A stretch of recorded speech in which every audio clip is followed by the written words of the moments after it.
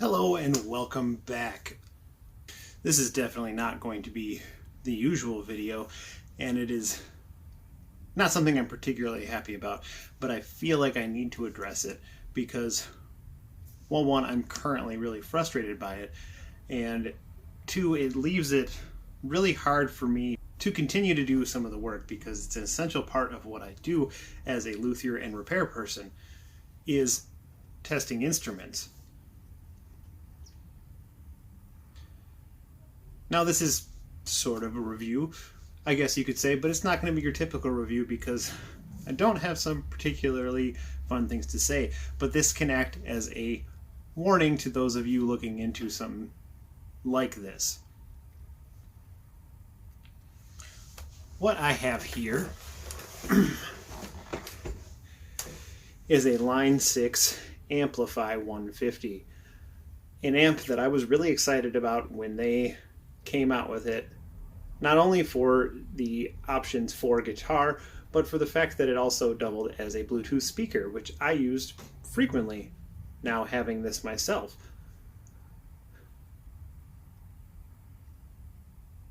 Now, this is the Amplify, but as I'm calling it, it's a really pretty doorstop right now because it doesn't currently work.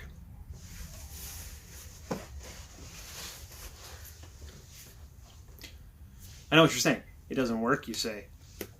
Why don't you just go and fix it? Or bring it to a repair person? Well, I'm coming to find out that that is a lot harder than it sounds to do. Now, of course, being a consumer and having issues with many things in my time, the first thing you want to do is reset it, reformat it, etc., as you would with any electronic device, your phone, your tablet, your computer. So of course I did these things. Nothing changed. What is going on with this particular one is that there is no output from the guitar, be it from the speaker or the headphone jack. Bluetooth does connect and it does play, but once I crank it past 3 or 4, it starts screeching and popping and crackling horrifically. So of course my next step after reformatting everything was to reach out to Line 6 to see if I could get some kind of answer. I explained in detail what was going on with this particular amp. I also explained that I have reformatted it. I have downloaded the drivers and everything from start until the latest. I asked for some help diagnosing where the issue was. My response back, to no surprise, as most companies do, is a very stock email that says, reformat it, do this, connect it through USB to your computer, which is all things I did and stated that I did in the emails. So that wasn't so frustrating at first, until they told me, something's wrong with the amp, you need to send it in for repair. You can either ship it to us here or go to one of your local service centers for Line 6. Now I looked up what the service center was, and it is a very long drive for me. And to ship it to them, it is around $150 one way, meaning that to get it back, I would have to pay an additional $150, which is $300 to start with. And that doesn't include their $90 an hour bench rate. $90 an hour.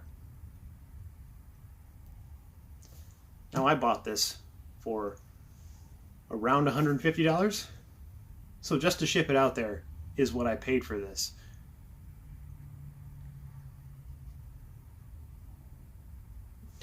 No other recommendations of what could possibly be wrong with it.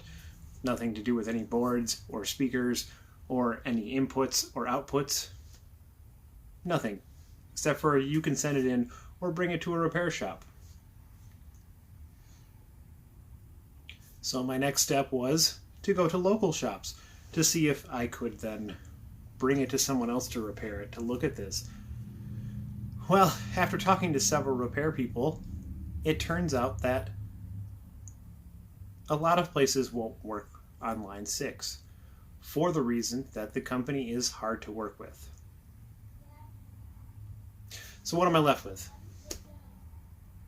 I'm left with a very fancy looking box that doesn't do what it's supposed to.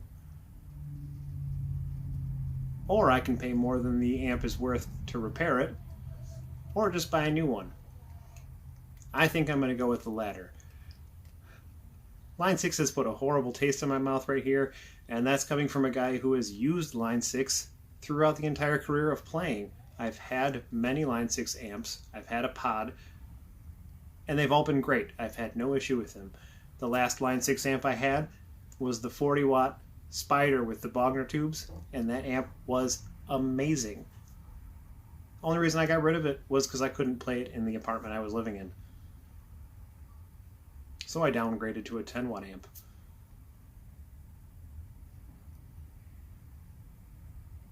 But being that I needed a new amp and the 10 watt had just gone on the fritz, I decided it was time to upgrade, and I had been fawning over this specific amp since it was released.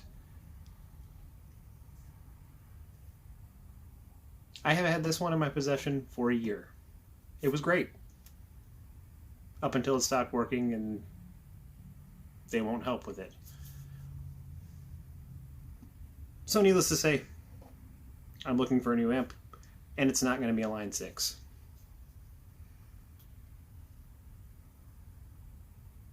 Now, I had other videos planned, but I felt like this needed to be addressed, and it could be used as a warning for anybody looking to work with Line 6.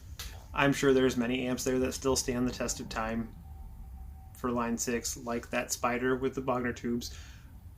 I would still consider one of those, but at this point, if anything goes wrong with it, I don't know that I would want to, because the customer service was little to no help.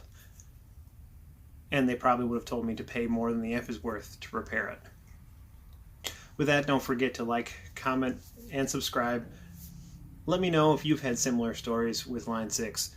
I would love to hear it, and if anybody knows what could possibly be wrong with this amp, please let me know. Otherwise, it's just going to sit and collect dust because I can't play through it. And as always, we'll see you next time. Stay tuned.